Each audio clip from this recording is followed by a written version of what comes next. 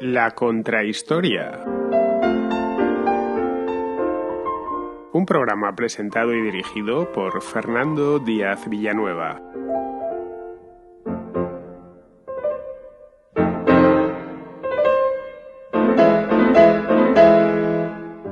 Durante el año 1848 se abrió un gran ciclo revolucionario en Europa.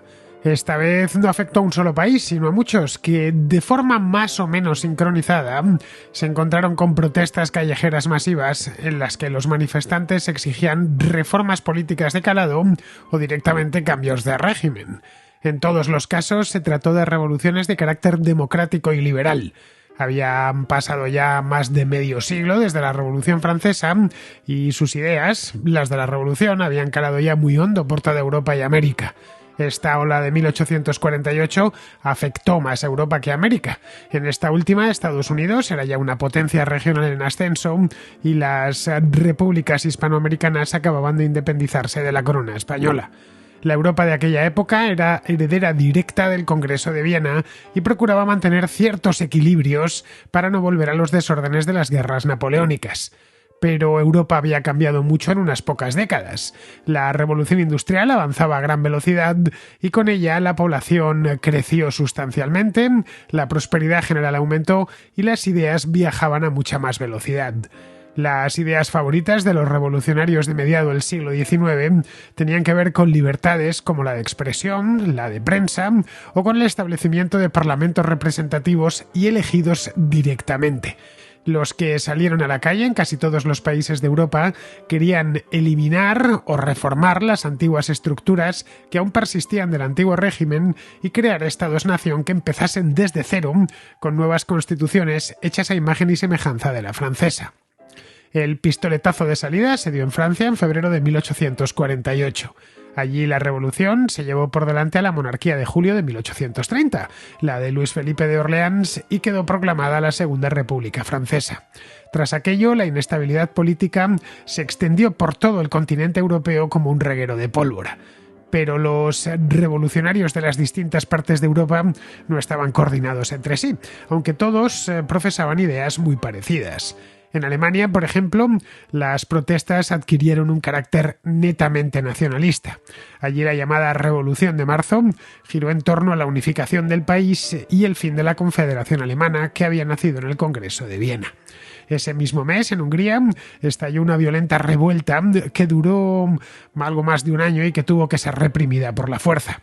En Polonia se levantaron contra los prusianos, en el sur de Italia contra la dinastía borbónica, en los principados rumanos contra la dominación rusa, en Dinamarca contra la monarquía absoluta y en Suiza se desató una breve guerra civil que terminó alumbrando la Confederación Helvética tal y como la conocemos hoy. El mapa político de Europa no cambió, pero la agitación del año 1848 dejó varias cargas de profundidad que irían estallando una a una años más tarde. Los levantamientos habían sido un fracaso a corto plazo, pero sus impulsores terminarían saliéndose con la suya en los años subsiguientes. La unificación de Italia o la de Alemania, el Segundo Imperio francés o las disputas étnicas que alumbrarían en 1867 el Imperio austrohúngaro tienen su origen en este año tan convulso, que sus contemporáneos dieron en llamar de una forma un tanto poética la Primavera de las Naciones. Pues bien, eso mismo, la Primavera de las Naciones, es lo que vamos a ver hoy con más detalle en la Contrahistoria.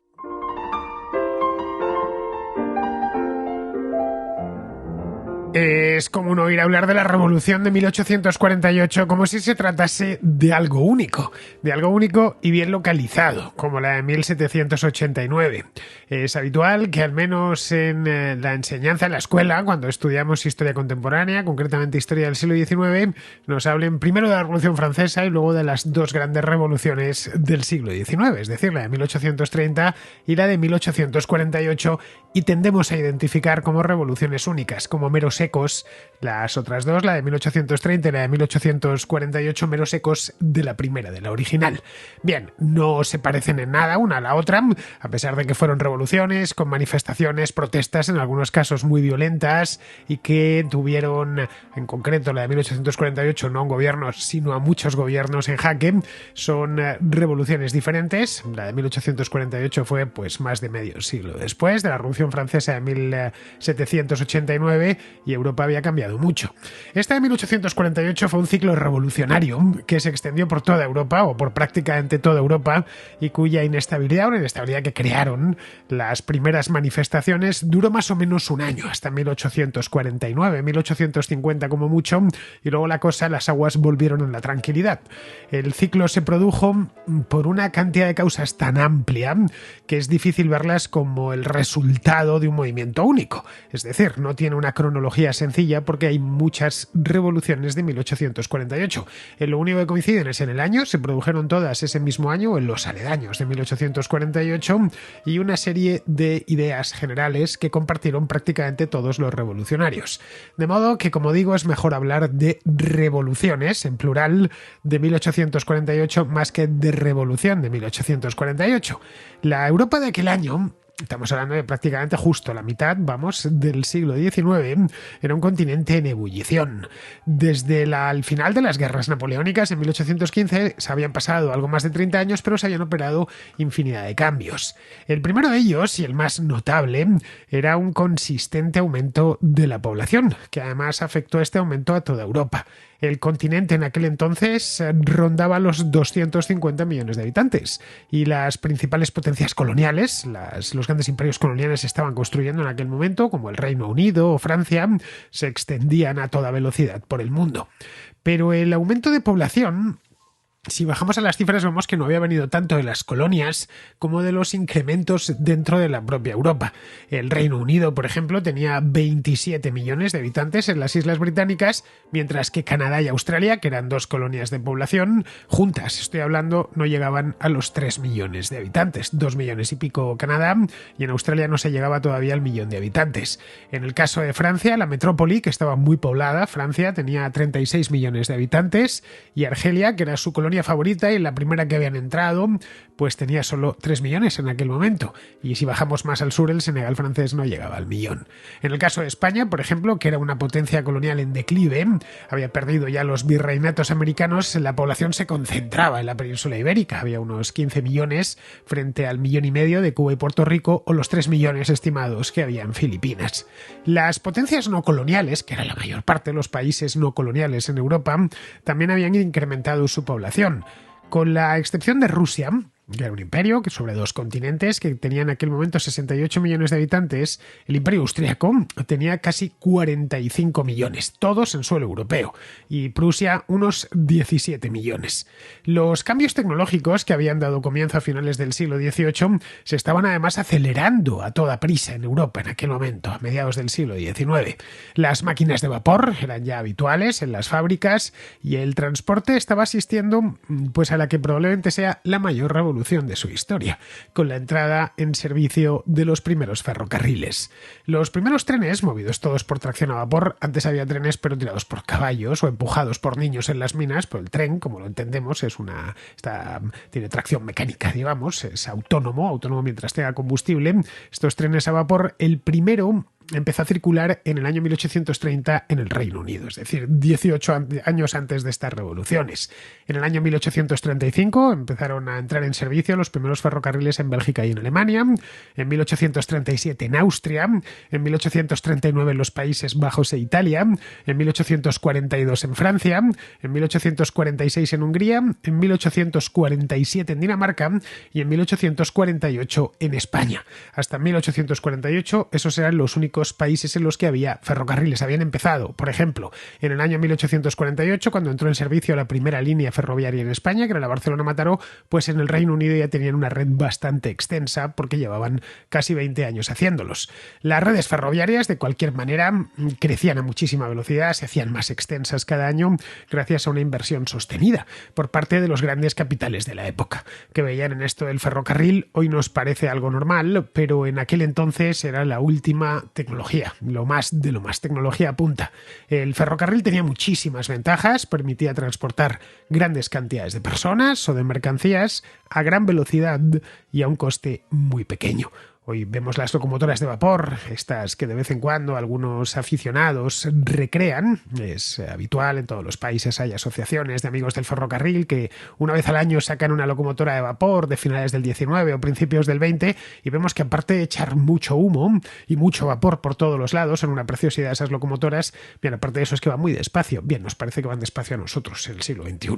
En aquel entonces les parecía que iban como centellas. Comparad un ferrocarril de, qué sé yo, la primera que con la Mataró, la primera que operó en España, con un carro de caballos o una persona andando o un tipo a caballo. La verdad es que iban mucho más rápido y sobre todo que podían cargar con mucha gente y con mucha mercancía, y eso repercutió directamente en el coste del transporte. Mover una tonelada de madera, por ejemplo, tirada por bueyes, costaba bastante, costaba todo tiempo y también dinero, mientras que mover una tonelada de madera en un tren, incluso en los trenes de aquella época, pues era bastante rápido y cómodo. Sin este incremento en los intercambios que se habían producido en estos 30 años que van de las guerras napoleónicas hasta 1850, y el incremento también en la velocidad de las comunicaciones, las ideas liberales, que fueron las que alimentaron las revoluciones de 1848, nunca se hubiesen difundido a la velocidad que lo hicieron a mediados del siglo XIX. Un libro impreso en Viena, por ejemplo, tardaba pocos días en estar disponible en la otra parte de Europa. Listo ya para su traducción y para su distribución. Algo similar sucedía, pues qué sé yo, y esto fue muy importante en aquella época, la prensa. Un periódico de París o de Berlín o de Londres que había salido de la rotativa de madrugada, en cuestión de 1 o 2 días llegaba a todos los rincones del país, a veces incluso a todos los rincones de Europa, si de lo que informaba ese periódico era algo muy importante. Es decir, que si un grupo de revoltosos se manifestaba en una calle parisina, lo sabían en Viena al día siguiente.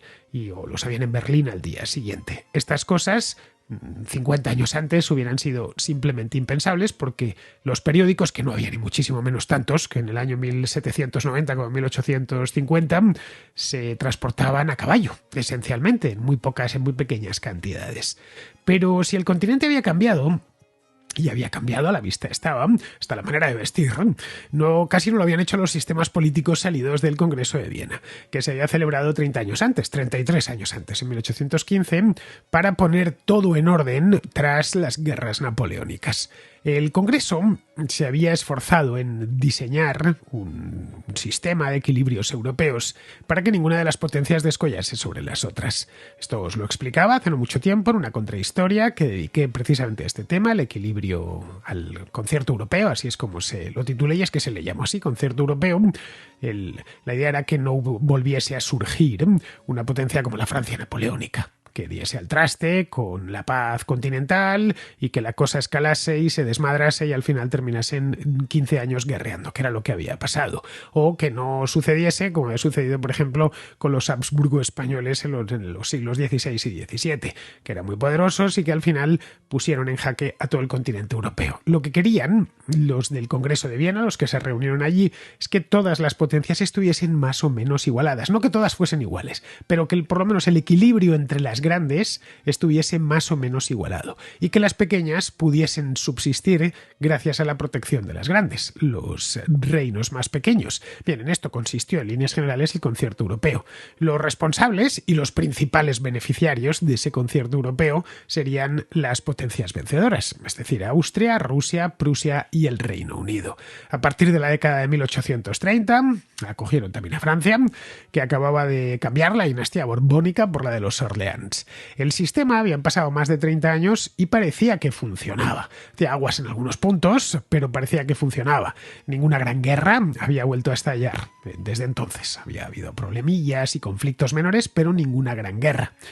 Aparte del equilibrio, había traído desequilibrio entre potencias, evitar que guerreasen entre ellos, había traído cierta confianza a los europeos, sabiendo que no iba a irrumpir de golpe en sus vidas una guerra tan disruptiva, tan destructiva como habían sido las invasiones napoleónicas.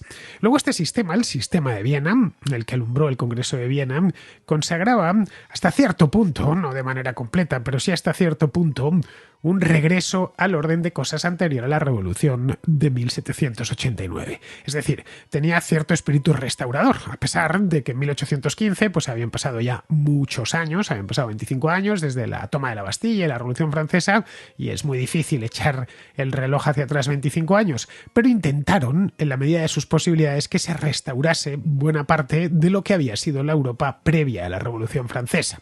Bien, eso pronto se demostró imposible, porque era ir contra el signo de los tiempos. Tan pronto como en la década de 1820 ya estallaron revoluciones liberales en lugares como España, como Portugal, como el sur de Italia, como Rusia, como Grecia. Bueno, Grecia le dediqué 2 programas al nacimiento de este país hace ya un tiempo. Grecia se separó del Imperio Otomano en 1821, o al menos empezó a separarse. No consiguió separarse del todo hasta 1832. En el año 1830 la revolución estalló en Francia y en Bélgica, que es cuando nació como Estado independiente.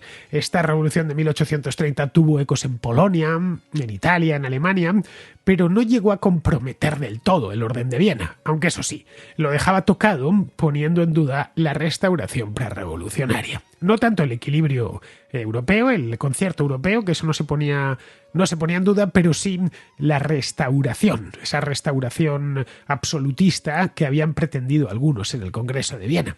A fin de cuentas, en el año 1830, la caída de Carlos X de Borbón en Francia ponía fin, ya definitivo, punto y final, a la ilusión de que se podría regresar a la Francia de Luis XVI, al borrón y cuenta nueva del momento posterior, inmediatamente posterior a la caída de Napoleón Bonaparte, cuando se restauraron los Borbones en Francia con Luis XVIII. Se pensó que no había pasado nada y que se podría volver. Luis XVIII vivió hasta 1824, murió y le sucedió su hermano Carlos, que pudo reinar muy pocos años. Luis Felipe de Orleans, hijo de Felipe Igualdad, este que veíamos en la contrahistoria de la Revolución Francesa, Alberto y yo, no se hizo llamar ni siquiera rey de Francia. Se hizo llamar rey de los franceses, que era una idea más moderna de no soy rey del país, sino rey de quienes lo habitan. De hecho, en aquel momento, que es cuando nace Bélgica, como os decía, el reino de Bélgica, el rey de Bélgica pasó a llamarse también rey de los belgas, que es como se sigue llamando a día de hoy. Pero a pesar de los cambios que se habían operado en esas revoluciones de 1820, de las décadas de 1820, 1830, la gran reforma estaba por llegar. La población de las zonas rurales había aumentado en gran parte de Europa, en algunos casos vertiginosamente, lo que llevó a esta población rural a establecerse en las principales ciudades, atraídos por la incipiente industria. Se juntó el hambre y las ganas de comer. En el campo había más gente, porque se morían menos, porque se alimentaban mejor, y en las ciudades había más trabajo, porque la industria estaba necesitando cada vez más trabajadores. Eso dio lugar, por ejemplo, a los primeros movimientos obreros, como por ejemplo el cartismo británico, que obligaron al Parlamento y a la década de 1830 a hacer reformas. En el continente el movimiento obrero tardó algo más en extenderse, pero también es verdad que la revolución industrial llegó más tarde. Pero hubo protestas, por ejemplo, en países como Francia o Alemania, protestas para exigir mejores salarios y mejores condiciones de trabajo, tanto en la década de 1830 como en la de 1840. Los estados alemanes eran los que más y mejor crecían de toda Europa, con diferencia. La Unión Aduanera, el Zollverein, que se aprobó en el año 1834, había impulsado el comercio, creando un gran mercado sin aranceles panalemán. Creó un mercado gigantesco, el más grande de Europa en aquel momento, en toda la Confederación Germánica. Luego Alemania tenía, y esto es importante, tenía todos los ingredientes para replicar la revolución industrial inglesa y replicarla con mucho éxito, como se vería ya a partir de la década de 1860-70, cuando una Alemania unificada, en 1870, superó al propio Reino Unido en el último tercio del siglo. Alemania, o los principados alemanes, los estados alemanes, poseían carbón en abundancia, especialmente la zona noroeste, que está donde está la cuenca del Ruhr, tenía hierro también, tenían buenas vías fluviales para el transporte, de hecho mejores vías fluviales que los propios ingleses, una población numerosa e instruida y buenas universidades, buenos centros educativos en los que formar ingenieros y técnicos. Y además de eso, un mercado en el que las empresas podían crecer, como era ese mercado alemán. A partir del año 1840, la producción industrial alemana se disparó. La industria textil, movida con máquinas a vapor, fue de las primeras que, como había sucedido antes en Inglaterra. de las primeras que empezaron a poner en el mercado una cantidad considerable de mercancía a bajo precio. Desde luego un precio mucho más bajo de lo que se estaba acostumbrado a pagar por lo mismo. Es decir, en este caso la mercancía era la ropa. Eso era algo que todos recibían de buen grado, porque disponían de más ropa a un precio sustancialmente menor. Pero claro, que dejaba víctimas colaterales en el camino, como la industria textil tradicional. El periodo que va de 1815 a 1848 es de hecho la edad de oro del ludismo, un movimiento que había nacido en Inglaterra a finales del siglo XVIII y que se le conoce como ludismo por un tipo que navega entre la realidad y la ficción, un tal Ned Ludd, que fue su principal inspirador. Del apellido Ludd, pues es donde se toma lo de ludismo. La filosofía de los seguidores de Ludd, más conocidos como luditas, era muy sencilla. Si la máquina nos quita trabajo, pues destruyamos la máquina y asunto resuelto. Es decir, le aplicaba el viejo refrán de muerto el perro, muerta la rabia. El ludismo era algo así como el postrer grito de la Europa preindustrial. Un grito que no tuvo mucho recorrido, esa es la verdad, ya que en última instancia los beneficiarios de la revolución industrial eran todos, eran la mayor parte. Había muchos más beneficiados que damnificados por ella. Hasta incluso qué sé yo, alguien que tuviese un oficio tradicional, es un herrero, que pronto la industria siderúrgica le quitaría el empleo, gastaba su dinero en ropa producida de manera industrial, porque era mucho más barata. Al final, ese es el momento en el que se están adaptando todas las estructuras económicas. La revolución industrial benefició a todos empujó muchísimo el crecimiento demográfico. Es decir, había más de todo a un precio menor. Pero ese más de todo había que repartirlo entre más gente, porque la población no hacía más que aumentar. La revolución ferroviaria, como os decía antes, había permitido mover más mercancías en mucho menos tiempo, lo que estaba ocasionando que se crease un gran mercado de productos agrícolas. Las patatas polacas o los salazones del Mar del Norte o los cereales alemanes o el arroz del norte de Italia podían viajar mucho más lejos y mucho más rápido, evitando que se produjesen hambrunas periódicas, como las que habían sido habituales en la Europa del siglo XVIII.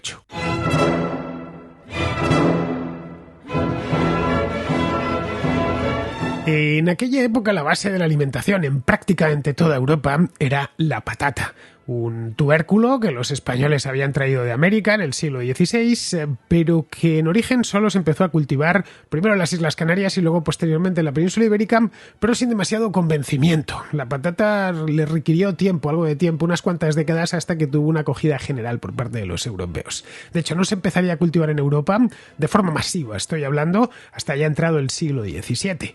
En el siglo XVIII se convirtió en un cultivo central y ya un siglo más tarde, en el siglo XIX, que es en el que estamos hoy, en la base de la pirámide alimenticia europea junto a los cereales. La patata, como bien sabemos, se adapta bien a casi todos los climas. Se puede cultivar pues desde las Islas Canarias hasta Suecia. Y hay distintas variedades de patata. Obviamente la patata se merecería casi una contrahistoria ella sola. Si la han tenido otras cosas como el café, no es comparable, yo prefiero el café a las patatas, pero vamos, que sí que se la merecería porque la historia de la patata es fantástica. Pero bueno, que la patata es la patata, está en todas partes, se cultiva casi en cualquier sitio, aguanta casi cualquier tipo de suelo, necesita no demasiada agua, puede estar cultivada en lugares donde llueve poco o en lugares donde llueve mucho, y luego sobre todo es muy nutritiva. La patata además va con todo, no hace falta, lo único que no puedes es comértela cruda, pero recién sacada de la tierra pues te envenenas, pero en el momento en que la has cocido y a partir de ahí es muy nutritiva. La década de 1840, la cosecha europea de patatas, ya digo, era importantísima, descendió a causa de un hongo llamado tizón tardío.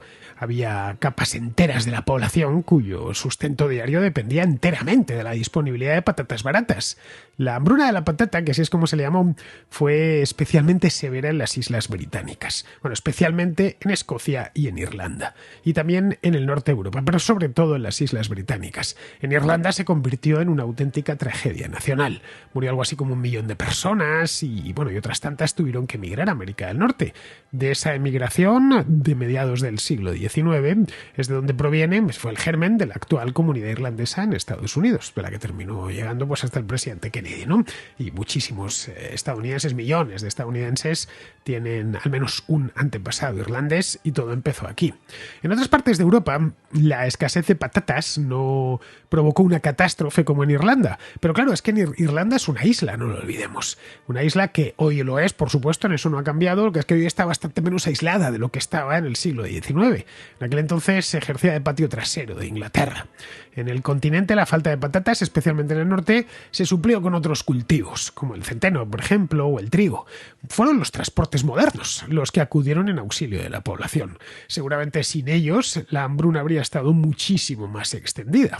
Habría que preguntarse si el tizón tardío hubiera aparecido en lugar de en 1850 en 1750. Si esa hambruna se hubiera extendido por otras partes, hubiera provocado en el norte de Alemania, por ejemplo, los mismos efectos que ocasionó en Irlanda un siglo más tarde. Lo que pasa es que el norte de Alemania estaba mucho mejor conectado con el resto de Europa y con el resto del mundo de lo que estaba conectada la Irlanda de aquel momento.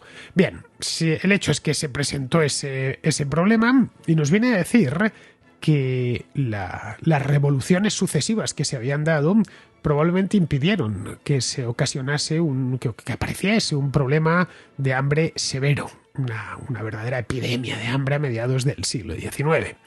En aquella época la gente no era tan exigente como ahora, es decir, que podía casi comer, si tenía que estar a dieta de patatas cocidas, pues lo hacía sin demasiados problemas. Hoy nos parecería poco menos que un escándalo, pero nuestros antepasados no eran tan exquisitos. En el campo, de cualquier modo, había insatisfacción, evidentemente. Se trabajaba mucho y se conseguía lo justo para mantenerse con vida.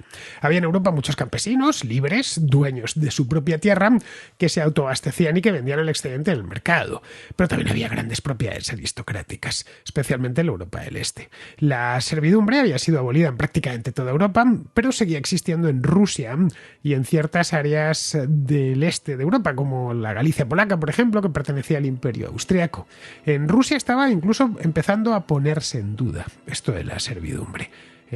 Al punto que sería abolida no mucho después, en 1861 por Alejandro II. En el Imperio Austriaco dio lugar esto a un levantamiento campesino en 1846 que terminaría 2 años más tarde con la abolición de la servidumbre. Pero todos esos problemas en el campo eran menores al lado de lo que se estaba cocinando en las ciudades. La mayor parte de los europeos de 1848 vivían en el campo. Era todavía una economía de base agraria, de base mayoritariamente agraria, que exceptuando ciertas zonas industriales de Inglaterra o de Bélgica o del norte de Alemania, el resto era una economía, la europea de 1850, eminentemente agraria. Pero las ciudades estaban creciendo mucho, estaban ganando población a gran velocidad. En aquel momento Londres tenía ya más de 2 millones de habitantes, frente al medio millón de 1750. Eso es lo que había crecido la ciudad. París tenía 1.300.000 habitantes. San Petersburgo, Berlín o Viena tenían medio millón. Ámsterdam, Madrid y Milán más de 200.000. No era ya solo que el número de habitantes había crecido mucho, es que había muchísimas ciudades que superaban los 100.000 habitantes, la mayor parte de ellos recién llegados. Es decir, que se podía viajar por Europa encontrándose mucha gente por el camino. Fue en esos ambientes urbanos donde las ideas liberales se hicieron muy populares. La democracia, el liberalismo, el nacionalismo y el socialismo nacieron en todos los casos en las ciudades. Los oficios urbanos eran muy variados, como siempre lo han sido, desde que existen las ciudades, y en las ciudades siempre ha habido algo de tiempo libre, cosa que no existía en el campo, donde cada momento del día estaba ocupado con algo. Especialmente en ciertos oficios, como qué sé yo, el comercio, la enseñanza, el periodismo, la banca o la abogacía, pues tenían sus ratos libres. Luego los libros y sus doctrinas viajaban muy rápido. Viajaban también las óperas. Si una ópera se estrenaba en la Scala de Milán, al poco tiempo estaba en la Ópera de París y al otro poco en la Ópera del Estado de Berlín. Casi la misma compañía con los mismos músicos que habían ido de ciudad en ciudad. No es casual que estemos hablando del periodo dorado de la ópera, con músicos como Wagner o como Verdi, que iban de ciudad en ciudad, que eran genuinos artistas europeos que iban presentando sus novedades operísticas por todo el continente. Bien, pues si las óperas viajaban, si Rigoletto viajaba, también viajaban los libros con ideas. Y lo hacían, ya digo, rapidísimo. Si alguien proponía algo, no lo sé, en un periódico parisino, por ejemplo, a la vuelta de una semana, pues ya se hacía lo propio en un rotativo berlinés, en uno madrileño o en uno napolitano. Las exigencias siempre eran las mismas. Los intelectuales urbanos y su clientela, que eran pues estos que os decía, los comerciantes, los profesores, los abogados, los estudiantes, etcétera, pedían siempre una constitución, un sufragio universal masculino, todavía no se atrevían a pedir también el femenino, eso se tardaría un medio siglo, pedían libertad de prensa, pedían libertad de expresión, pedían un ejército ciudadano, es decir, que fuese por conscripción, vamos, que no fuese un ejército profesional, pedían el fin de la servidumbre allá donde existía, pedían también la liberalización de la economía, que se acabasen los gremios, que se eliminasen los aranceles, que se eliminasen los últimos restos del régimen señorial y de los privilegios. Los republicanos eran aún una minoría en aquel momento. Se aceptaba por regla general la monarquía, pero siempre y cuando se sometiese a una constitución y a un parlamento. Todo iba rápido, además, porque aparte de ir muy rápido las ideas de un sitio a otro, aparecían periódicos sin cesar. Fue otra de las épocas doradas del periodismo. El precio del papel y de la tinta, gracias precisamente a la industria, habían bajado. Y además la instrucción pública había mejorado sustancialmente.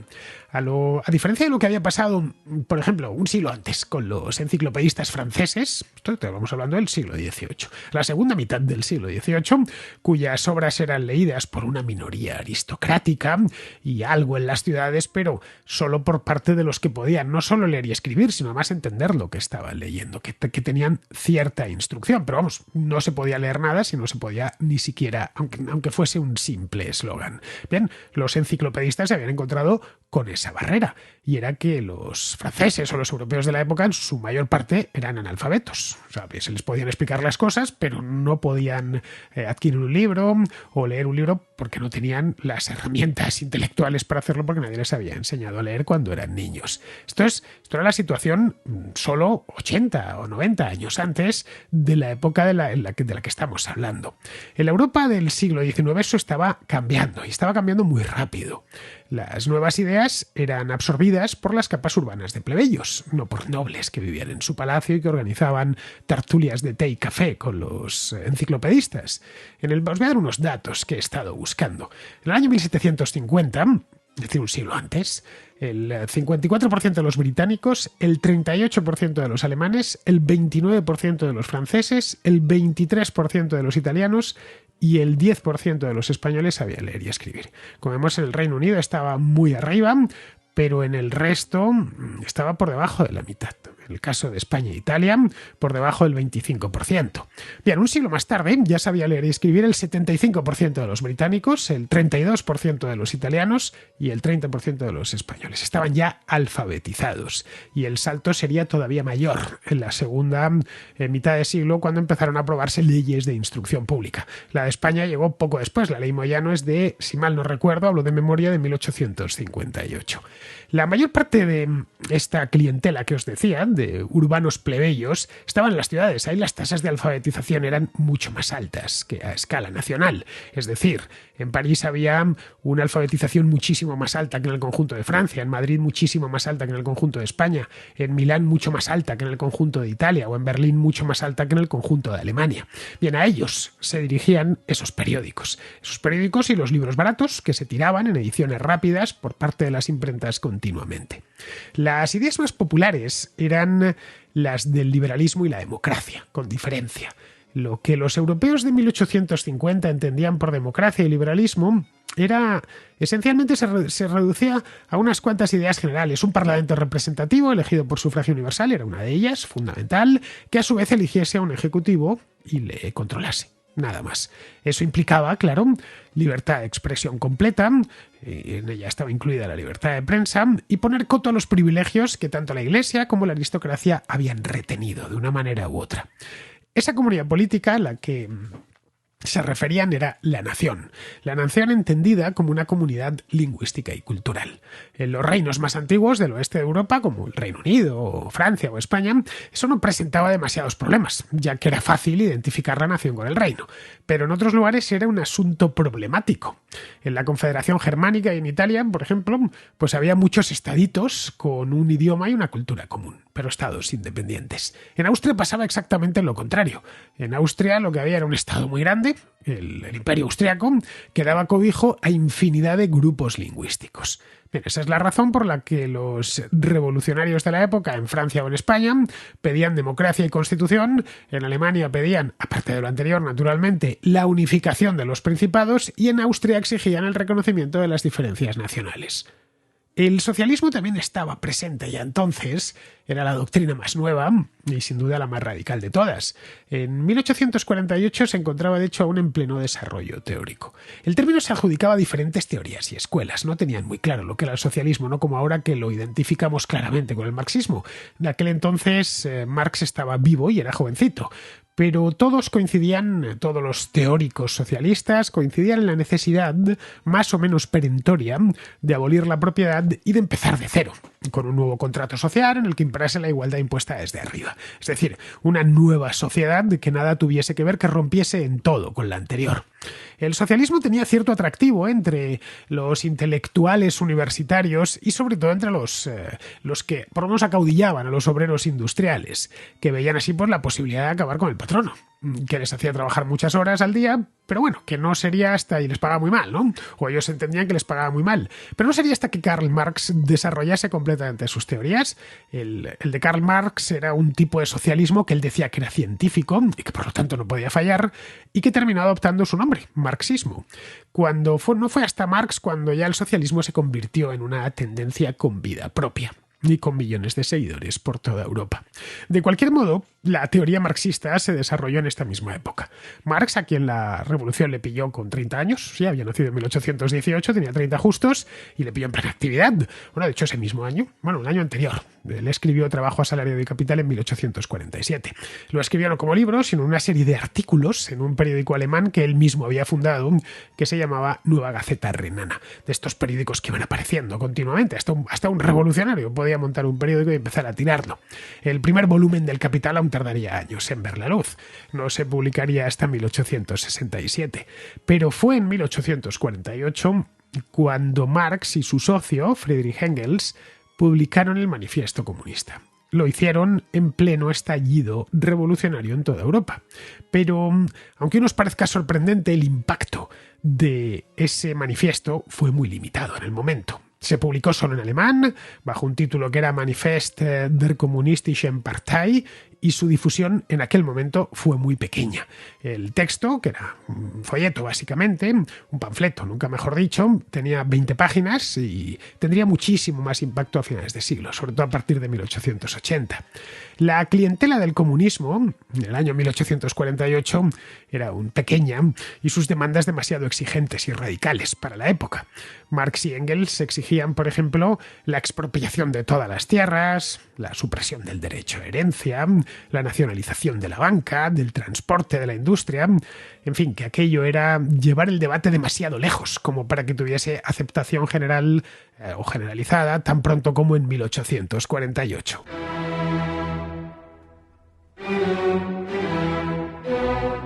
Con todos esos elementos económicos, sociales e ideológicos sobre la mesa, a principios de 1848 todo empezó a moverse a una velocidad asombrosa. Los agitadores, que habían sido exiliados previamente por los gobiernos en otros países, pues corrieron de vuelta a casa para aprovechar el momento. En Francia la monarquía fue abolida y reemplazada por una república. En varios estados alemanes e italianos y también en Austria, los gobiernos se vieron obligados a otorgar constituciones más o menos liberales para aplacar las protestas callejeras. En Alemania, Italia y Austria, las protestas tenían un marcado componente nacional. En las dos primeras para acabar con los pequeños principados, estados y crear un gran estado unificado, y en Austria para que las minorías de habla no alemana disfrutasen de fueros especiales y de autonomía. Como había sucedido en 1789, la revolución comenzó pronto a devorarse a sí misma. Los más radicales querían llevarla más lejos. Algunos se conformaban con simples reformas y otros, en cambio, aspiraban a un cambio mucho más radical. En Francia estallaron sangrientas peleas callejeras entre los reformadores y los radicales, los que pensaban jacobinos y girondinos, la historia de siempre desde 1789, de los que querían ir un poquito más lejos y los que querían tirar el sistema por completo. Los reformadores alemanes se deshicieron en interminables debates durante meses sobre hasta dónde tenía que llegar la revolución y qué era lo que tenían que pedir. Entre tanto, pues los contrarrevolucionarios se reorganizaron y fueron reconduciendo la situación, obligando a los más radicales a exiliarse de nuevo. Algunas reformas, eso sí, se quedaron, otras terminaron aplicándose años más tarde. La revolución de 1848 suele decirse que empezó en Francia, y la verdad es que la primera gorda fue en Francia, en febrero, pero antes de eso ya el primer aviso vino de Italia. Arrancó en un rincón del continente, arrancó en Italia, en Sicilia concretamente, donde estalló una revuelta contra el dominio napolitano, que representaban los Borbones del lugar. Sicilia lo que hizo fue independizarse y los revolucionarios se pusieron a elaborar una constitución liberal, que querían que fuese la base de un Estado italiano unificado. El ejemplo siciliano no tardó en llegar al norte de Italia, a Milán, controlado entonces por los austriacos. Unos días más tarde las revueltas pues aparecieron en Francia, que era el país revolucionario por excelencia, pero antes habían estado durante los primeros días del año en Italia. En Milán, por supuesto, los revolucionarios milaneses pedían no solo reformas liberales, sino que además los austriacos se marchasen de allí. Exigían que era una ciudad italiana y que no podía estar gobernada por extranjeros. Pero vamos, al final la revolución que terminó sirviendo de pistoletazo de salida fue la francesa. Como os decía hace un momento, Francia es el país revolucionario por excelencia y el que más influencia tenía y sigue teniendo en los intelectuales de toda Europa. La denominada Revolución de Febrero en Francia vino motivada por una tontería, por la prohibición de los banquetes. Pensaréis, ¿cómo que prohibieron hacer banquetes en Francia? Bien, así es como se llamaban, banquets, las reuniones políticas en la Francia de la época. ¿Por qué? Porque los mítines y las asambleas públicas habían sido proscritas en el año 1835 por Luis Felipe, porque sabía que de allí pues, podían derivarse disturbios. Los liberales lo que hicieron entonces fue empezar a celebrar banquetes, simplemente banquetes multitudinarios en los que se comía, se bebía, se daban discursos y se hablaba de política. Como las cosas estaban saliendo de madre, el gobierno francés, que lo presidía en aquel momento François Guizot, decidió prohibir también los banquetes. Y eso fue lo que empujó, fue el chispazo que empujó a los revolucionarios a salir a la calle. La revolución en Francia, la verdad es que fue breve, más si la comparamos con la de julio de 1830 y sobre todo con la francesa de 1789. Ahí se veía que los franceses tenían mucho entrenamiento ya. Duró un par de días, pero bastó para que Luis Felipe abdicase y se proclamase la Segunda República.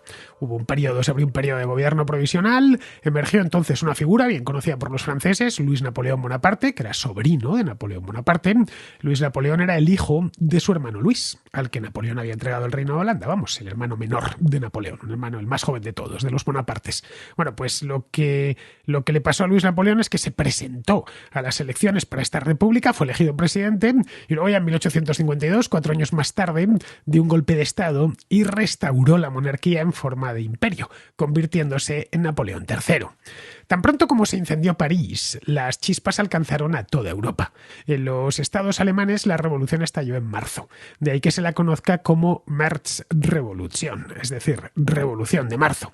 Tocó en mayor o menor medida todos los estados alemanes, todos los de la Confederación, pero tuvo muchísimo éxito en los del sur y en los del oeste, que eran los más poblados, los más urbanos y también los más ricos, es decir, donde había habido más tiempo y más posibilidades para que se incubasen esas ideas de las que os hablaba antes. La Revolución de Marzo en Alemania fue urbana, fue liberal y fue nacionalista. Los manifestantes, acaudillados por intelectuales y por líderes estudiantiles, lo que pedían en esencia era la unificación, eso lo primero de todo, la libertad de prensa y la libertad de reunión. Fue un estallido espontáneo este. No había una coordinación centralizada entre los que protestaban en Duisburgo y los que protestaban en Frankfurt y los que protestaban en Berlín y los que protestaban en cualquier otra ciudad, en Düsseldorf o en Colonia. El que salía a la calle, cada uno tenía aunque las ideas eran las mismas, cada uno tenía su propia organización. En cada estado y casi en cada ciudad los revolucionarios actuaban por su cuenta, fijándose evidentemente en lo que hacían las otras ciudades. Lo que sí consiguieron crear fue un parlamento propio, con sede en Frankfurt. En mayo, los diputados se reunieron, diputados provenientes de todos los estados alemanes, se reunieron en la iglesia de San Pablo. Este verano que estuve en Frankfurt, hice un vídeo, lo tenéis en mi canal de YouTube, pues hice 2 exactamente de Frankfurt, pues en el primero de ellos me pongo en la puerta de la iglesia de San Pablo, la Paulskirche, y os explico exactamente qué es lo que pasó allí en 1848, por si le queréis echar un vistazo. Bueno, pues se reunieron en esta iglesia, justo enfrente del mismo Ordomer, del ayuntamiento, eran un total de 585 y se pusieron bajo la protección del rey de Prusia, que era Federico Guillermo IV. Federico Guillermo IV no era liberal, ni simpatizaba con las demandas de los revolucionarios, pero se estaba dejando creer, simplemente. Contemplaba la posibilidad de la unificación y le parecía bien, pero el resto no se lo terminaba de comprar. Quería la corona alemana, pero claro, no en esas condiciones que se la ofrecían los 585 diputados de la Iglesia de San Pablo. Sí que rechazó cortésmente la oferta que le hizo el Parlamento. Vamos, que no quería ser un rey constitucional ni tampoco buscarse problemas con el emperador de Austria, que también formaba, por cierto, parte de la Confederación Germánica, o con otros príncipes de la Confederación. El Parlamento estuvo reunido. Este Parlamento de San Pablo estuvo reunido durante un año en esta iglesia. Se pasaba un año discutiendo, donde redactaron la primera constitución alemana. Bueno, de ahí que se la conozca como la Paulskirchenverfassung, que significa Constitución de la Iglesia de San Pablo, que vio la luz un año más tarde, en mayo de 1849, pero que no se llegó a aplicar porque para entonces las aguas ya habían vuelto a la calma y no había dónde aplicarlas porque todo se había tranquilizado. Los gobiernos de los 39 estados alemanes de la Confederación habían tomado medidas, aprobando algunas reformas para ir aplacando a los más moderados. Pero la Confederación seguiría existiendo. Seguiría existiendo unos años más hasta que ya en el año 1866 quedó formalmente disuelta. Poco después, tras la Guerra Franco-Prusiana, en 1871, nacería ya el Segundo Imperio Alemán con Guillermo I, que era el hijo de Federico Guillermo IV, que ya había muerto, pero eso sí, Guillermo I no sería rey, sería emperador. Más al norte, en Dinamarca, también estalló una revolución. En Dinamarca había una monarquía absoluta, no muy diferente a las del siglo XVIII, una monarquía que se regía con una ley antiquísima que se llamaba la Lex Regia, es decir, la ley real. El rey Cristian VIII disponía a placer de todos los poderes, aunque no abusaba de ellos, ni él ni su padre lo habían hecho, de tal manera que eso no le había ocasionado problemas hasta ese momento. Había hecho algunas reformas menores, pero seguía siendo un monarca absoluto. Cristian VIII murió en enero de 1848, y fue entonces cuando los liberales daneses aprovecharon para exigir una reforma en profundidad y el fin del absolutismo, que llegaban ya tardísimo. En marzo convocaron una manifestación que se dirigió al Palacio de Christiansborg, que está, para los que conozcáis Copenhague, en el mismo centro de Copenhague, y el nuevo rey, que se llamaba Federico VII, informado ya de lo que había pasado en Francia un mes antes, pues entendió que si decía que no, o sacaba a los soldados o algo así, eso podía suponer el fin de la monarquía, y aceptó someterse a una constitución y a un parlamento, el Riksdag. Ahí Federico VII estuvo muy atinado porque influía que era más joven, evidentemente, que su padre, y sabía que era el signo de los tiempos, que no se podía resistir, que su padre había aguantado porque los daneses veían que ya era mayor y esperaron a que se muriese. Luego en Dinamarca había otro problema añadido, que era el problema nacional. Los habitantes de los ducados de Schleswig, de Holstein y de Lauenburg eran en su mayor parte alemanes y querían de habla alemana, y querían independizarse y formar un estado independiente de habla alemana. Hasta ese momento, esos 3 ducados habían permanecido semi-independientes bajo una unión personal con el monarca. Bueno, en el estado de Holstein y también en el sur de Schleswig había una minoría alemana y otra minoría, era mitad y mitad. Había alemanes, campesinos, básicamente, de habla alemana y de habla danesa, que no habían tenido ningún problema hasta ese momento. Habían convivido sin esfuerzos y sin tirarse las cosas a la cabeza, y estaba simplemente unido de manera personal con el rey de Dinamarca. Los problemas empezaron, curiosamente, cuando aparecieron los estados-nación. Este tipo de ducados, como los de Schleswig o los de Holstein, ya simplemente no les encontraban sentido. Bien, pues cuando se produjo la revolución, aprobó el Riksdag, reconoció la Constitución. Lo que planteó el gobierno danés, el nuevo gobierno danés, era asimilar esos ducados al resto del país. Bien, eso condujo a una guerra que Federico VII utilizó en su beneficio. Los daneses se impusieron a los independentistas gracias a que tanto el Reino Unido como Francia apoyaron a Dinamarca. No querían que se produjesen cambios dramáticos en las fronteras, lo que os comentaba antes, el concierto europeo, que se quedase todo como estaba, porque eso abriría la caja de los truenos y terminaría fortaleciendo la unificación Alemania con la unificación, algo que en Francia y el Reino Unido miraban con temor. Tan solo pidieron a Federico VII, los británicos, que no integrase a los ducados del sur, que no los integrase en Dinamarca, algo a lo que accedió. Prusia, que apoyaba a los independentistas, no quiso escalar el conflicto y lo dejó estar, en espera de una mejor ocasión que no tardaría en presentarse. La Segunda Guerra de Schleswig, que tuvo lugar en 1863, tuvo lugar a raíz de que los daneses intentaron de nuevo integrar a los ducados alemanes y asimilarlos. Bien, ahí ya en la segunda ocasión se impusieron los alemanes arrebatando a Dinamarca los 3 ducados. Luego, ya muchos años más tarde, ya en el siglo XX, ya en la Paz de Versalles, se celebraron poco después referéndums en Schleswig para que los habitantes decidiesen si formar parte de Dinamarca o de Alemania. Así que la mitad sur de Schleswig prefirió quedarse en Alemania, mientras que la mitad norte pasó a pertenecer a Dinamarca, y así hasta el momento presente. El Ducado de Schleswig, que es una región que siempre tuvo, hoy ya no, hoy ya son étnicamente mucho más uniformes, pero en aquel entonces, que tenía las dos nacionalidades, no había tenido problemas y los había empezado a tener a raíz de estos brotes nacionalistas. Como vemos, la cuestión nacional fue la que envenenó la revolución del 48 en Dinamarca. Con los liberales, a fin de cuentas, se podía negociar, porque había gradaciones, había distintos tipos de liberales, claro, desde los más radicales hasta moderados, que se conformaban con reformas menores. Incluso los más radicales se podía negociar con ellos. Pues no te damos esto ahora, te lo daremos en el futuro, confórmate con esto. Bien, el otro miraba la fortaleza que tenía en la calle y aceptaba. Pero con esto de las naciones era diferente. No había puntos intermedios, sí o no, blanco o negro. Los habitantes de Schleswig o eran alemanes o eran daneses, no había punto intermedio.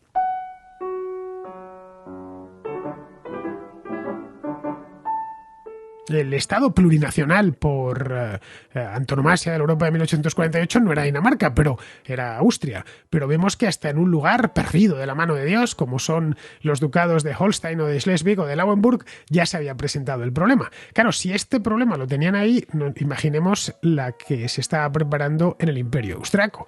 Allí, aparte de las exigencias de mayor libertad personal, apertura del mercado, parlamentarismo, constitución, etc., allí la revolución adquirió tintes netamente nacionalistas.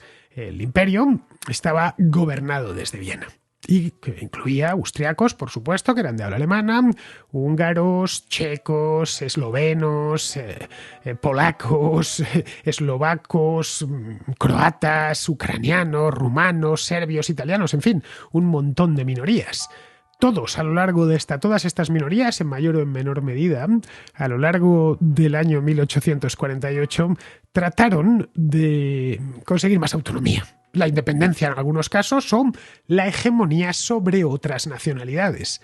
El panorama nacionalista se complicó aún más por los problemas que estaban presentándose en Alemania. Muchos germanohablantes austriacos se sentían también parte de la Gran Alemania. Es más, sentían íntimamente que la verdadera capital de Alemania era Viena y que debía ser desde allí, desde donde se liderase la unificación.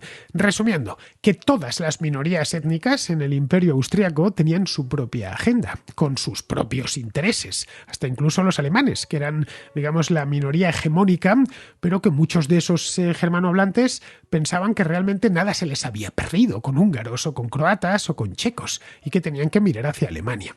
El Imperio Austriaco fue el lugar donde la revolución del 48 prendió con más fuerza. Y fue en Hungría, concretamente.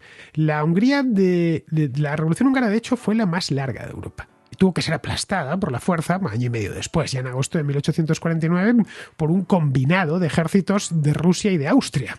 Comenzó en marzo, el 15 de marzo de 1848, cuando los patriotas húngaros convocaron manifestaciones masivas en Budapest, que obligaron al gobernador imperial a aceptar su programa de 12 puntos. Este programa incluía 12 puntos, ya digo, los principales eran la libertad de prensa, incluía también un ministerio húngaro completamente independiente que tuviese su sede en Budapest y que respondiese ante un parlamento elegido democráticamente en Hungría. Pedían también la formación de un ejército propio, la Guardia Nacional, pedían igualdad ante la ley, un banco nacional propio de Hungría, un ejército que atendiese exclusivamente a las necesidades de Hungría, la retirada de las tropas austriacas y la unión con Transilvania. En Hungría, como vemos, se dan cita todos los ingredientes de las revoluciones del 48, con el agravante de que aquí buena parte de la nobleza local, por no decir prácticamente toda, apoyó la revuelta, porque el componente nacional era muy acusado y muy importante.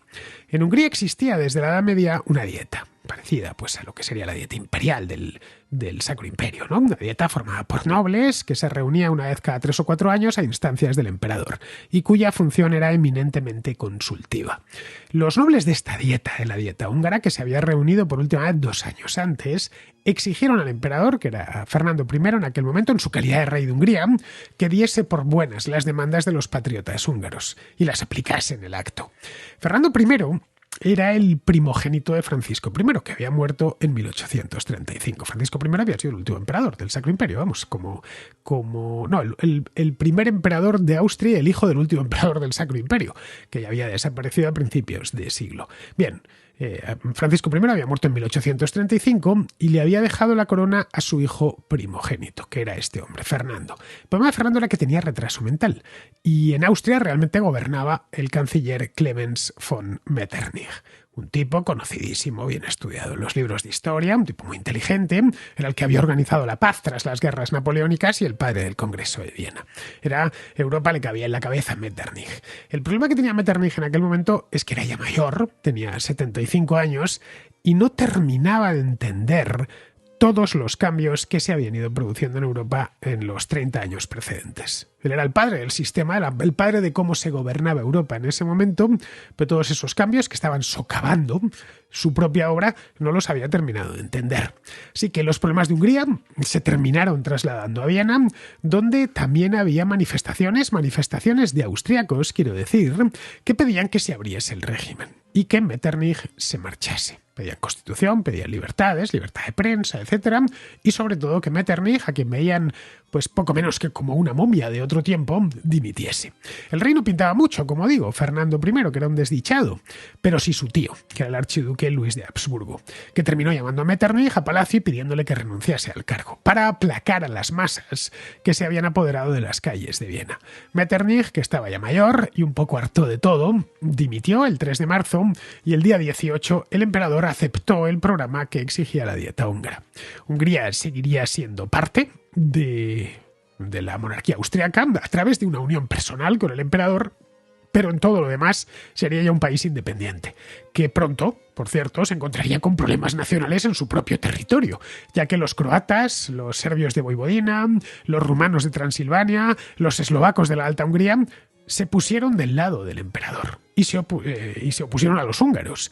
El rumano de Transilvania prefería tener al jefe en Viena, que estaba lejísimos, que en Budapest, que estaba bastante más cerca. Así que apoyaron al emperador, se opusieron a ellos y sobre todo al ejército revolucionario que habían terminado montando en Budapest. Bueno, Fernando I, al final, el pobre ya no podía más, ni se enteraba de nada y terminó abdicando en su sobrino, en Francisco José, el de las patillas, que duraría hasta el de Sisi Emperatriz, duraría ya hasta principios del siglo XX, hasta la Primera Guerra Mundial. Francisco José ya llamó al zar, a Nicolás I, para que le echase una mano, para sofocar la revolución húngara que le estaba desgraciando todo el imperio. El asunto de la independencia húngara, que habían aceptado en el año 1848, quedó en el aire hasta el compromiso austrohúngaro de 1867. Lo que le vinieron a decir a los nobles húngaros fue: ¿veis cómo esto no se hace así? que al final emprendéis una revolución, sabéis cómo la habéis empezado, pero al final no tenéis ni idea de cómo va a terminar. Lo que empezó bien, con una serie de demandas razonables que el rey aceptó sin problemas, equivalió a que Budapest ardiese por los cuatro costados. Como vemos, el componente nacional de nuevo es importante. La inestabilidad, de hecho, no solo estaba circunscrita a grandes estados. En Suiza, por ejemplo, la revolución del 48 tuvo mucha influencia. Bueno, un poco antes incluso. La inestabilidad en Austria había llegado poco después de lo que había sucedido en Suiza. Suiza era desde la Edad Media una confederación de repúblicas independientes que habían resistido a los vaivenes de la historia europea. Pero en el año 1845, 3 años antes de las revoluciones, 7 cantones católicos, que eran Lucerna, Zug, Spitz, Obwalden, Uri, Friburgo y Valais, otros cantones católicos como el Tesino, por ejemplo, no se apuntaron. Estos cantones católicos decidieron separarse. Formaron una alianza, la llamaron Sonderbund, para separarse de Suiza y crear una suerte de Suiza B, de Suiza II. Bien, eso llevó a una breve guerra civil entre esa alianza y otra que se formó para combatir la secesión. Algunos cantones, como qué sé yo, Appenzell, por ejemplo, Neuchâtel, se declararon neutrales y no participaron. Bien, la guerra terminó en una paz, no duró mucho. Creo que murieron un centenar de personas. Fue como todas las cosas estas que hacen en Suiza, no demasiado sangrienta, y eso condujo a la creación de la Confederación Helvética con una constitución propia que conocemos hoy en día. La Suiza, que había sido una alianza más o menos informal, era formal, pero sin demasiadas obligaciones las que tenían unos cantones con las otras, pues pasó a ser una confederación, no un Estado-nación, porque Suiza nunca lo ha sido, pero sí un Estado, propiamente dicho, un Estado por lo menos modernizado. La nueva Constitución se aprobó en el año 1848 y puso fin pues a la casi total independencia de los cantones, transformando Suiza en un Estado federal, tal y como lo conocemos hoy. Se creó un parlamento bicameral que sigue existiendo, el Consejo Nacional y el de los Estados, respetando, eso sí, una autonomía muy generosa para los cantones. En Polonia hubo una revuelta nacional. Polonia había desaparecido con las particiones del siglo XVIII. Había polacos en Prusia, había polacos en Austria y había polacos en Rusia. La parte de Polonia que se levantó, había habido otra revuelta polaca anteriormente, en la década anterior. En este caso se levantaron los polacos que vivían en Prusia, en el Gran Ducado de Poznania, que era parte de Prusia desde su anexión en 1815. Los polacos intentaron establecer una autoridad política polaca, pero fracasaron, ya que la población de habla alemana en la región era muy numerosa. Claro, no veían ventaja alguna en ser gobernados por polacos cuando podían serlos solo por prusianos. A largo plazo, de cualquier manera, este fue uno de los levantamientos del siglo XIX que terminarían manteniendo el espíritu nacional polaco, hasta que volvió a renacer el Estado polaco como tal después de la Primera Guerra Mundial. En Rumanía también hubo un levantamiento de tipo nacionalista y liberal, que comenzó en junio del 48 en el Principado de Valaquia. Rumanía como tal todavía no existía, que era un protectorado del Imperio ruso. Los objetivos de los revolucionarios valaquianos o rumanos eran la autonomía, la abolición de la servidumbre y la autodeterminación nacional. Estuvo estrechamente relacionado con otra revuelta en Moldavia, que ese sí formaba parte del Imperio ruso, que pretendía acabar con los representantes de los zares. Los rumanos de Valaquia consiguieron salirse con la suya y crearon un gobierno liberal, pero pronto los revolucionarios empezaron a pelearse entre ellos. En septiembre de 1848 el zar Nicolás I envió ya al ejército y puso fin al experimento. Años más tarde, en 1877, Valaquia ya se independizaría, formando Rumanía. En España no se produjo ninguna revolución en 1848. En esa época el país se encontraba en plena Segunda Guerra Carlista y eso consumía todas las energías que tenía el gobierno y hasta los propios españoles. Desde 1833 España tenía una monarquía parlamentaria de corte liberal sometida a una constitución. El poder se alternaba entre dos partidos liberales, el Partido Progresista y el Partido Moderado. Las revoluciones europeas del 48 y en particular la Segunda República Francesa, lo que se hicieron fue impulsar y darle fuerza al movimiento radical español, hasta llevarle a posiciones incompatibles con el régimen constitucional. En particular, los primeros republicanos empezaron a aparecer en España. Esto finalmente pues, fue lo que ocasionó que en 1849 en España apareciese el Partido Democrático, que era una escisión izquierdista del Partido Progresista. Luego ya en las décadas siguientes, en España hubo dos golpes de Estado. El de 1854, que los conservadores del Partido Moderado fueron derrocados por una alianza de radicales y de liberales, la que encabezaban Espartero y O'Donnell, y luego en 1856 la parte más conservadora de esa alianza lanzó otro golpe de Estado para expulsar a los radicales, todo sin poner en peligro la monarquía. La España, digamos, de Isabel II dio algunos bandazos hasta su destronamiento final en 1868. Pero es que en esto España había sido una adelantada. Lo veíamos ahora con Dinamarca, que mantuvieron la monarquía absoluta hasta 1848. Las reformas que se perseguían en la mayor parte de Europa ya se habían adoptado en España, que para entonces había aprobado nada menos que 3 constituciones, 1812, 1837 y 1845. Y tampoco había en España ninguna nacionalidad irredenta que reclamar. Y el Estado liberal en España, como había sucedido en Francia o en el Reino Unido, se estaba construyendo sobre reinos previos ya unificados. Las revoluciones de 1848, en definitiva, fueron un fracaso a corto plazo. En la década posterior a la revolución poco había cambiado. Francia había vuelto a la monarquía, y aunque en algunos países se habían aprobado reformas, estas eran mucho más tibias de lo que los revolucionarios pedían. Bueno, el propio Karl Marx, que estudió muy a fondo la revolución de 1848, fue la gran revolución que él conoció. No llegó a conocer otra de esas en su tiempo de vida, otra de esas características. Bueno, el propio Marx expresó su decepción por el carácter burgués de las revoluciones. Bueno, fue entonces cuando Marx elaboró en su discurso del Comité Central de la Liga Comunista, esto es de 1850, 2 años después, su teoría de la revolución permanente, según la cual el proletariado debe apoyar a las fuerzas burguesas hasta que el propio proletariado esté listo para tomar el poder. A medio y largo plazo, las revoluciones de 1848 sí que tuvieron mucha mayor influencia. Los gobiernos europeos que llegaron después andaban con la mosca detrás de la oreja por si volvían las manifestaciones y los disturbios a la calle.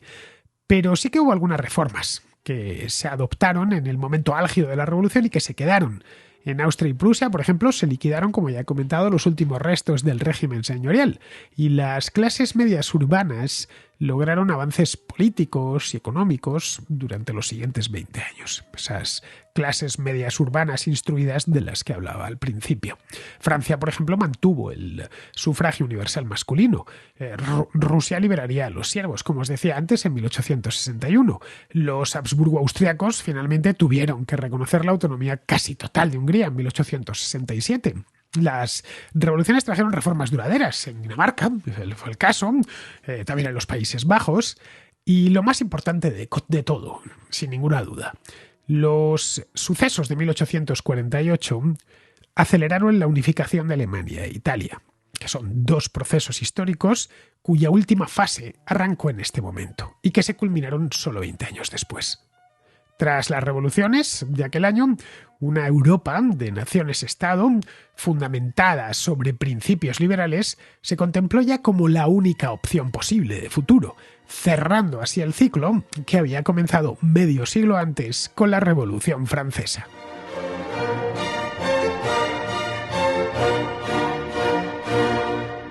Espero que os haya gustado esta entrega sobre la Revolución de 1848, o mejor dicho, las revoluciones de 1848.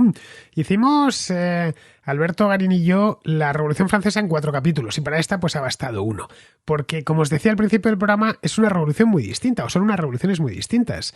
He dicho, como digo, es que ponerlo en plural, y eso es importante.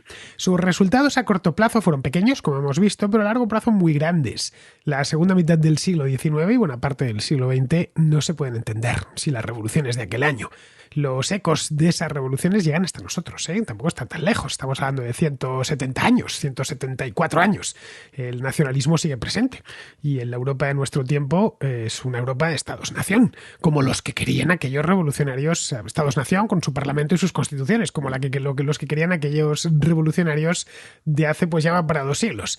Bien, vamos a pasar al contrasello, donde aguardan los contraescuchas más curiosos, o al menos a los que más les gusta participar.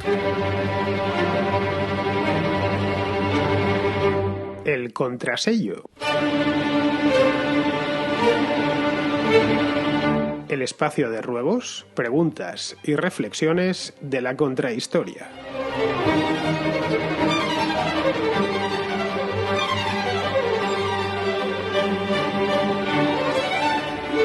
Empezamos con Rafael, que quiere una contrahistoria sobre Brasil. Buenos días, Fernando. Mira, te llamaba para pedirte que cuando te sea posible nos hicieras una contrahistoria de Brasil, ese gran país americano, para saber un poco más de su historia, cómo formó parte del Reino de Portugal, cómo se independizó, cómo se mantuvieron ellos unidos y no sé, yo creo que sería un tema muy interesante, porque parece que tengo la sensación de que es como aquí en España, que no miramos a Portugal y en América no miran a Brasil y estamos ahí pegados los unos al otro. Sería muy bueno conocer muy bien la historia de ese gran país. Un abrazo. Deberías precisar, Rafael, qué parte de la historia de Brasil quieres o cuál te interesa especialmente. La historia de Brasil no es muy larga, desde luego es mucho más corta que la que tienen los países europeos asiáticos, pero vamos, es una historia sustanciosa, especialmente los 2 últimos siglos. Los europeos, los portugueses exactamente, llegaron allí en el año 1500 y colonizaron aquella tierra. El de la colonización de Brasil fue un periodo muy tranquilo, al que le siguió luego uno muy convulso. En el año 1807 Portugal se sentía ya amenazado por una invasión hispano-francesa.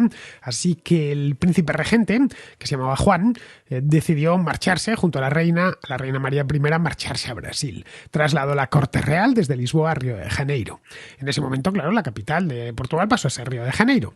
Al terminar la guerra contra Napoleón, se pidió a la reina María que volviese a Portugal. Claro, no era de recibo, por muy bien que estuviesen en Río de Janeiro, y estaban muy bien, que los monarcas viviesen allí. La monarquía portuguesa respondió creando un Reino Unido, al estilo de Inglaterra y Escocia. Creó el Reino Unido de Portugal, Brasil y los Algarves. Bien, en ese punto ya, claro, la corte podía estar donde quisiese, porque María I además se había muerto en Brasil en el año 1816 y su hijo Juan no se quería volver a Portugal y le gustaba más Río de Janeiro, vamos, que Lisboa. Se produjo entonces en Portugal una revolución en el año 1820 que pasaba por encima antes en el programa de hoy y fue cuando ya el rey de Portugal tuvo que volver. Volvió ya como Juan VI. Que la corte estuviese de vuelta en Lisboa en Brasil no sentó bien, porque entre otras cosas trataron de revertir a Brasil su estado de colonia, por lo que es lo que había sido hasta las guerras napoleónicas, vamos. Esto creó un agravio entre los portugueses de Brasil que declararon su independencia en 1822, pero no como una república, sino como un imperio. El primer emperador fue Pedro I, que era hijo de Juan VI. Durante todo el siglo XIX, o prácticamente todo el siglo XIX, Brasil fue un imperio, hasta que en 1889 fue proclamada la República. Lo que nunca hizo la América portuguesa, a diferencia de la española, fue subdividirse en diferentes estados. Es cierto que Brasil es muy grande, pero claro, es contiguo. Además, la mayor parte de la población brasileña está en el sur del país y a lo largo de la costa del Atlántico. Brasil es muy grande, grandísimo, pero el centro y el norte del país están poco habitados. Esta concentración favoreció que se constituyese un solo estado, primero un imperio y luego una república. Pero vamos, en líneas generales, la historia de Brasil, dentro de la de América, de origen hispano, ha sido menos inestable que la de otros países, como la de México, la de Argentina. Así que decide qué parte de la historia de Brasil te interesa más y yo hago esa contrahistoria. De cualquier manera, sí que había pensado en hacer una, no tanto sobre el imperio portugués, que fue un imperio tranquilo, de nuevo los 2 emperadores que tuvo, los Pedros, Pedro I y Pedro II, sino de cómo Brasil se independizó de Portugal y se constituyó en un imperio. Es decir, cómo Portugal vive la guerra de independencia frente a Napoleón. En el caso de Brasil, fue un camino hacia la independencia muy distinto al de otras repúblicas hispanoamericanas. Muy distinto, desde luego, al de Argentina, al de Chile, al de Bolivia, al de Paraguay, al de Perú, es decir, sus vecinos más inmediatos. Bien, vamos ahora con Juan, que es de Bilbao y que está interesado en las exposiciones universales. Bueno, primero felicitarte por el programa, que está muy bien. Y quería consultarte a ver si se podría hacer, si podrías hacer alguna contrahistoria o sobre la historia de las exposiciones universales. Bueno, la cosa es que aunque trabajo como músico, soy arquitecto y claro, bueno, estas exposiciones siempre han resultado muy interesantes para la arquitectura porque los pabellones siempre han sido una muestra de arquitectura contemporánea de la época, ¿no? Y bueno, de hecho han quedado algunos ejemplos de los ejemplos más brillantes de arquitectura de cada época para la posteridad, pues ya en los primeros años, en los que yo entiendo primeros años en los que se celebraba siempre en París, en pues la Torre Eiffel o un edificio anterior, y incluso en 1929 el pabellón de Barcelona de Mies van der Rohe en la Exposición Universal de Barcelona, y en sucesivas exposiciones, ¿no? Pero tengo la sensación de que ha caído en desuso, igual no tanto el interés arquitectónico, pero sí el interés social o el interés universal por estas exposiciones universales. Quizá tiene que ver con la posibilidad de tener ya información de estas cosas de otros países, ¿no? Pues por internet, con el mundo del ordenador y todo esto, ¿no?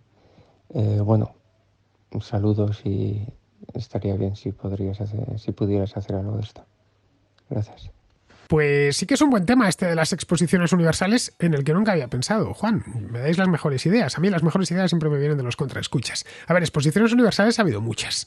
Desde la primera, que se celebró en Londres en 1851, y algunas pues han pasado a la historia por los edificios que se construyeron para la exposición. Bueno, has puesto algunos casos, como el caso de la Torre Eiffel de París, construida para la Expo de 1889, que celebraba el centenario de la Revolución Francesa, o el pabellón de Mies van der Rohe de la Expo de 1929 en Barcelona, pero vamos, hay otros muchos, ¿eh?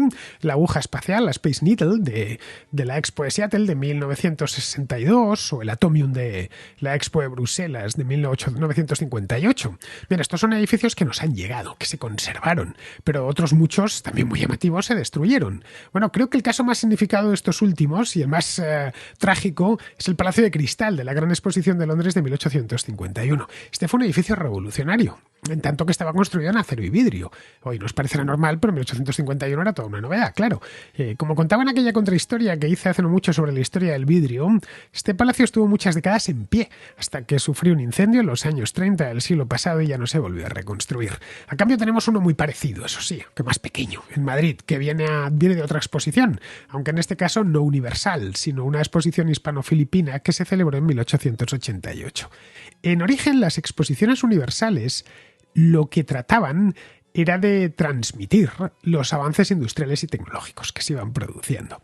Si miramos, por ejemplo, las realizadas en el siglo XIX y principios del XX, iban de eso. Está la de Londres, de 1851, que es la primera. En Londres, más que fuese en Londres, eso es normal porque era la patria de la Revolución Industrial, o la de Filadelfia en 1876, las que hicieron en París, hubo dos, en 1878 y 1889, la de Chicago de 1893, la de Barcelona de 1888, o la de San Francisco en 1915. Buscaban eso mismo, mostrar al mundo avances que se iban produciendo en el campo industrial y en el tecnológico. Luego, y a partir de los años 40 del siglo pasado, cambiaron ese enfoque industrial y tecnológico y de novedades por otro más cultural. Se trataba de transmitir la hermandad de los pueblos del mundo, haciendo mucho hincapié en las manifestaciones culturales de cada país, imaginando el mundo del mañana. Ahí tendríamos, por ejemplo, la Exposición Universal del año 39-40 en Nueva York, que estaba inspirada en cómo sería el mundo del futuro. Luego, y a partir de los años 90, lo que se convirtieron, y lo que siguen siendo las exposiciones universales, fueron en escaparates de un país concreto que gastaba mucho dinero en celebrar una exposición, invitaba a cientos de países para que acudiesen e instalasen sus pabellones, a ser posible muy llamativos. Claro, ese país en cuestión pues podía acaparar horas de televisión y atención pública en todo el mundo. La primera de esas exposiciones fue la de Sevilla en 1992, con la que España quería transmitir al mundo que era un país moderno, desarrollado y con mucho futuro. Luego ya vino la de Hannover, que fue en el año 2000, cuya idea era mostrar al mundo la nueva cara de la Alemania reunificada, la Alemania completamente reconstruida, que había pasado la segunda mitad del siglo, que después de liarla en la Segunda Guerra Mundial, había pasado la segunda mitad del siglo XX reconstruyéndose y reinventándose como país. Bueno, la de Shanghái, del año 2010, que trató de ser un escaparate de la nueva China. tras 3 décadas de reformas económicas muy ambiciosas. Luego, aparte de las exposiciones universales, existe otra categoría que son las exposiciones especializadas, también conocidas como exposiciones internacionales. En esta categoría entraría la exposición de Zaragoza del año 2008. Esta estaba dedicada al agua, o la que se celebró en Portugal, en Lisboa, en el año 1998, que estaba dedicada a los océanos y que quería conmemorar el 5º centenario del viaje de Vasco da Gama hasta la India. Bien, estas internacionales son exposiciones de menor tamaño, son menos importantes, claro está, y también mucho más baratas de celebrar, porque no requieren tantos pabellones. En la exposición de Zaragoza, por ejemplo, pabellones nacionales, por lo que yo recuerdo, solo estaba el de España. Luego había uno autonómico que era el de Aragón. El resto de países estaban en unos edificios que se habían construido al efecto y que hoy creo que están ocupados por oficinas. En fin, no es un mal tema, como ves, este de las exposiciones, Juan, pero me lo tendría que estudiar, porque todo te lo he dicho de memoria. Y sobre todo, que tendría que ir exposición a exposición, viendo lo que se hizo en cada una de ellas, recorriendo un poco sus edificios principales. Bueno, ahora que lo pienso, al tratarse de un tema de urbanismo y arquitectura, lo ideal sería hacerlo con Alberto Garín. No sé si Alberto estará por la labor de ponerse con esto, pero seguramente si se lo digo le gusta. Así que se lo voy a comentar, si es que no lo está escuchando ahora mismo, y nos podríamos poner con ello. No sé qué metodología utilizaremos, podríamos hablar de todas las exposiciones es complicado porque es que son muchísimas, pero escoger 5, 6, 7 exposiciones y ver la evolución desde la primera de Londres pues hasta la última, que creo que se celebró en Milán, si mal no recuerdo, hace unos años, como en 2015, una cosa así, y efectivamente han dejado grandes edificios. Podría ser de esas contrahistorias que ponemos diapositivas, Alberto y yo, que ponemos algunas imágenes. Han dejado edificios que han llegado hasta nosotros, puesto que decíamos, el pabellón de Mies van der Rohe, el Arco del Triunfo de Barcelona, viene de la exposición que hizo en el siglo XIX, o el Atomium de Bruselas, ¿no?, que es todavía un edificio que llama la atención. Bien, si hoy nos llama la atención, imaginemos lo que sintió la gente cuando lo vio en 1958, ¿no? La propia Torre Eiffel, que tiene siglo y pico de historia. Bien, pues queridos, con esto ya terminamos la contrahistoria de hoy. Espero que haya sido de vuestro agrado y me despido de todos vosotros. Hasta la próxima contrahistoria.